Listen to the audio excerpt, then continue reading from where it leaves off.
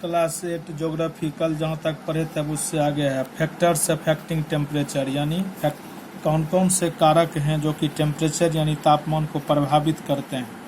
One of the main elements of weather and climate is the temperature of a place. कहता है कि one of the main मौसम का जो एक प्रमुख तत्व है कि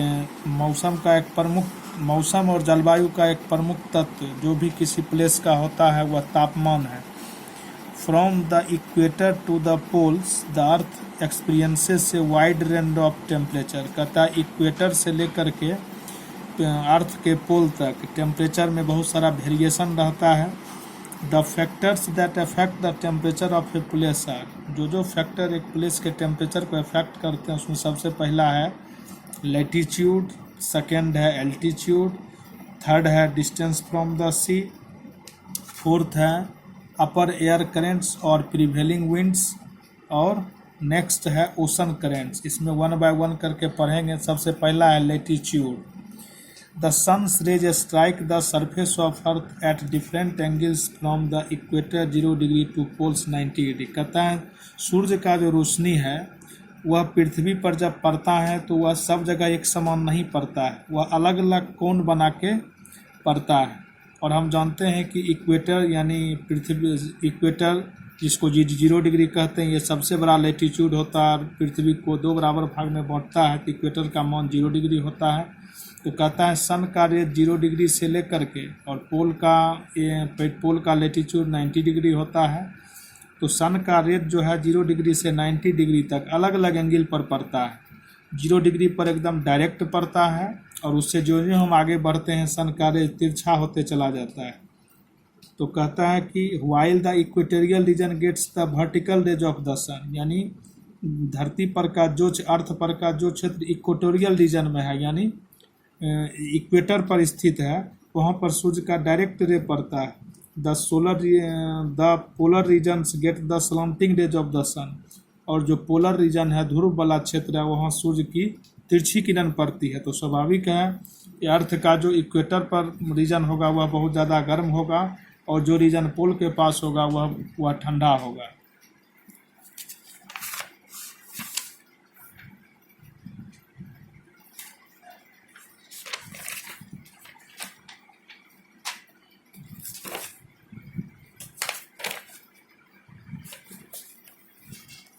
अब सेकेंड फैक्टर जो टेम्परेचर को प्रभावित करता है वो है एल्टीट्यूड। कहता है the temperature decreases with increase in altitude. Altitude मतलब हाइट होता है, यानी जितनी ऊंचाई पर जाते हैं टेम्परेचर घटता है, यानी ऊंचाई पर जाने पर टेम्परेचर घटता है और ऊंचाई घटने पर टेम्परेचर बढ़ता है। The thinner the air the more is the heat that escapes. कहता है हवा की परत जितनी पतली होती है उतना हीट उससे बाहर भाग जाता है। So more the altitude of a place the cooler it will be, यानी जो जगह बहुत ऊंचाई पर बसा हुआ है वह जगह उतना ही ठंडा होता है। अगला फैक्टर है डिस्टेंस फ्रॉम द सी, यानी समुद्र से दूरी। Places along the coast usually experience moderate climate. कहता है जो धरती पर का जो जगह समुद्र के किनारे बसा हुआ है वह उसको मॉडरेट क्लाइमेट का फील होता है, यानी ना वहाँ ज़्यादा गर्मी पड़ता है ना ज़्यादा ठंडा।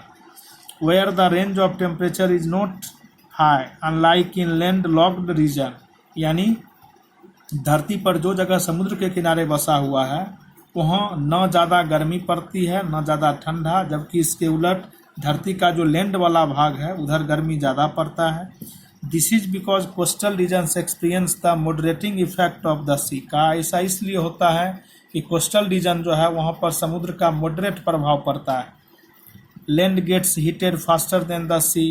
लैंड जो है समुद्र की तुलना में तेज़ी से गर्म होता है, but it also cools down faster, लेकिन यह जल्दी से ठंडा भी होता है। The ocean takes long to heat up. Ocean को गर्म होने में ज़्यादा समय लगता है, but once heated take long, लेकिन उसको एक बार गर्म होने के बाद समुद्र को ठंडा होने में भी ज़्यादा समय लगता है। और हम जानते हैं इसी के फलस्वरूप कोस्टल रीजन में सी ब्रिज और लैंड ब्रिज क्रिएट होता है, जिसके चलते वहाँ का जो टेम्परेचर है वह मॉडरेट बना रहता है। नेक्स्ट है prevailing winds. Prevailing winds are planetary winds that are caused by the formation of giant convection cells over the earth। कहता है prevailing winds are planetary winds, मतलब ये मतलब ग्रहों की गति के कारण एक तरह से चलते हैं।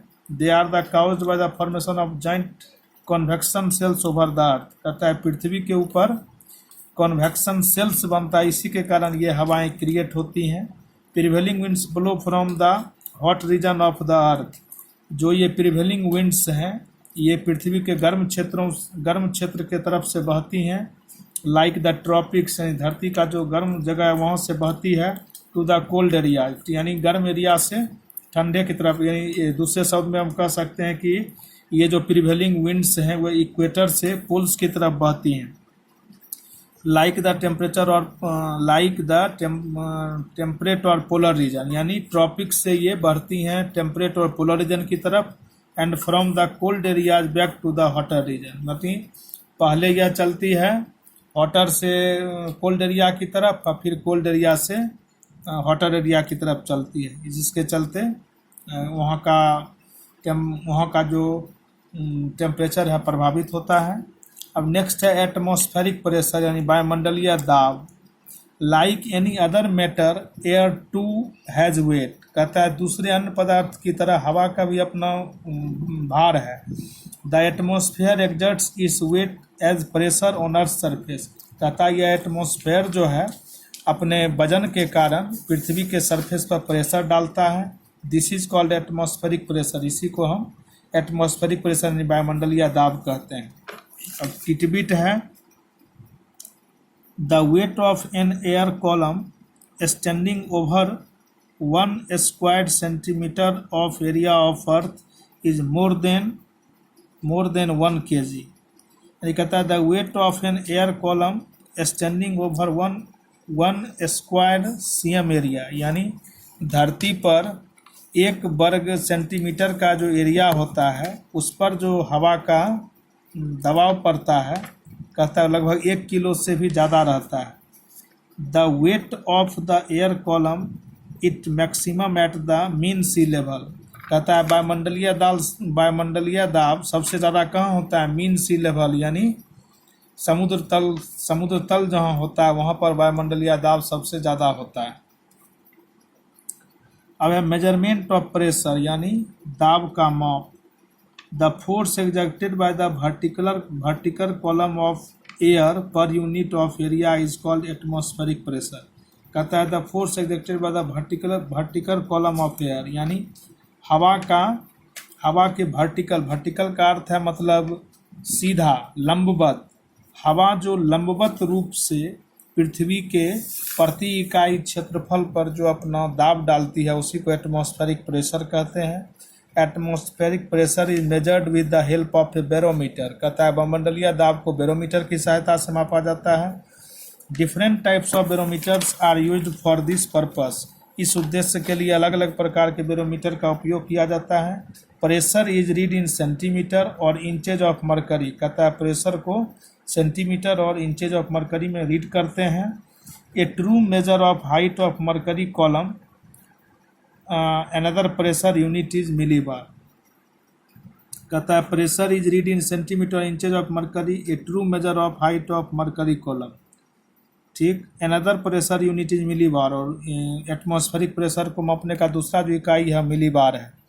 फिर एक टिटबिट है, in a simple type of barometer mercury used for measuring the pressure. जो सिंपल बैरोमीटर होता है उसमें एटमॉस्फेरिक प्रेशर को मापने के लिए मरकरी का यूज़ किया जाता है। But such a barometer is difficult to carry. लेकिन इस प्रकार के बैरोमीटर को हर जगह ले जाना संभव नहीं होता है। Nowadays aneroid barometer use for measuring atmospheric pressure. आज के ज़माने में एटमॉस्फेरिक प्रेशर को मापने के लिए एनोराइड बैरोमीटर का यूज़ किया जाता है। It is easy to carry because it has no mercury column in it. इसको लेके चलना आसान होता है क्योंकि इसमें मरकरी कॉलम नहीं रहता है। Aneroid barometer are used for a number of purposes. कहता है एनोराइड बैरोमीटर जो है उसका उपयोग केवल एक काम के लिए ही नहीं, बहुत सारे उद्देश्यों की पूर्ति के लिए किया जाता है। One of the usages of this instrument is in making altimeters use in the aeroplanes. कहता है कि एनोराइड बैरोमीटर का एक यूज़ है कि इसका यूज़ एल्टीमीटर बनाने में भी होता है, जिसका यूज एरोप्लेन यानी हवाई जहाज़ में किया जाता है। An altimeter tells the height of plane during its flight. कहता है एल्टीमीटर क्या बताता है? एल्टीमीटर, जब एक प्लेन, एक हवाई जहाज हवा में उड़ रहा होता है तो अल्टीमीटर उसकी हाइट को बताता है कि प्लेन कितना हाइट पर उड़ रहा है। Another instrument using an aneroid barometer is the barograph, which provides a continuous record of pressure। कहता है दूसरा इंस्ट्रूमेंट जिसमें एनोराइड बैरोमीटर का यूज होता है उसका नाम बैरोग्राफ है, जो कि लगातार प्रेशर को रिकॉर्ड करता है। अब है distribution of atmospheric pressure. Atmospheric pressure is higher at the sea level, highest at the sea. हम जानते हैं कि एटमॉस्फेरिक प्रेशर सी लेवल पर सबसे ज़्यादा होता है।